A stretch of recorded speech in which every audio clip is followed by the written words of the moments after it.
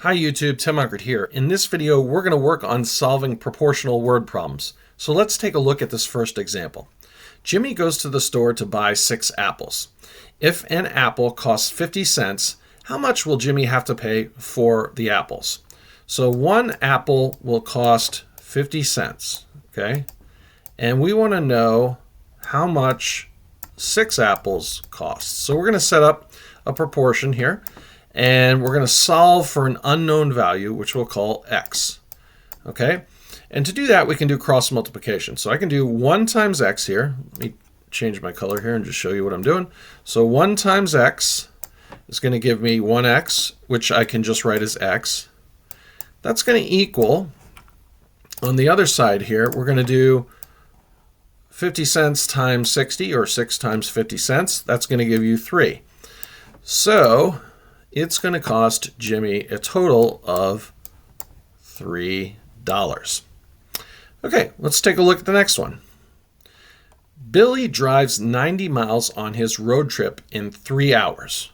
Okay, so let's set up a ratio to represent that. So we do 90 miles in 3 hours, because I have a feeling this is going to be another proportional word problem. If he spends a total of 6 hours on the road and his average speed doesn't vary, how many miles did he drive? So we have 3 hours. His total time is going to be 6 hours. And we want to solve for his total miles. Right? So that's going to be an unknown amount.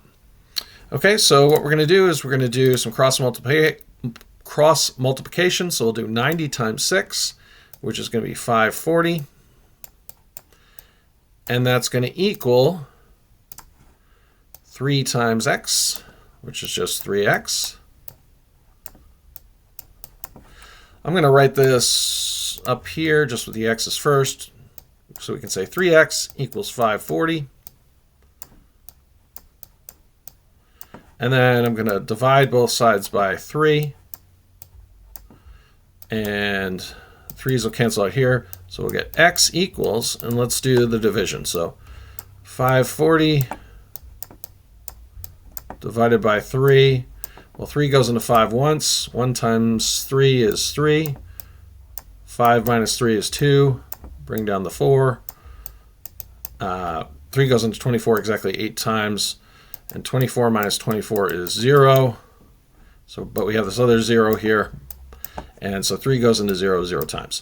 So x is going to equal 180 miles. So he traveled 180 miles. Okay, in this next problem we have a class A where there are 7 boys out of a total of 20 students. And we have a class B where there are 14 boys. It says if the ratio of boys to total students in both classes are equivalent ratios, then how many total students are in class B? So if we have the same proportion of boys to total students in both classes, well, how many total students are in B? So let's set up a proportional relationship here. And so we're going to say that 7 boys out of 20 students equals, well, some unknown amount. So 14 boys out of some unknown amount, so out of x. So now what we can do is we can do some cross multiplication. We can do 7 times x. And that's going to equal, well, if we go the other way, 20 times 14, which is 280. Okay, so let's go ahead and solve for x. So if 7x equals 280, we're going to divide both sides by 7. These are going to cancel, and we'll get x is equal to 280 divided by 7. If we want to do that over here, actually, let's make myself some room. So 280 divided by 7.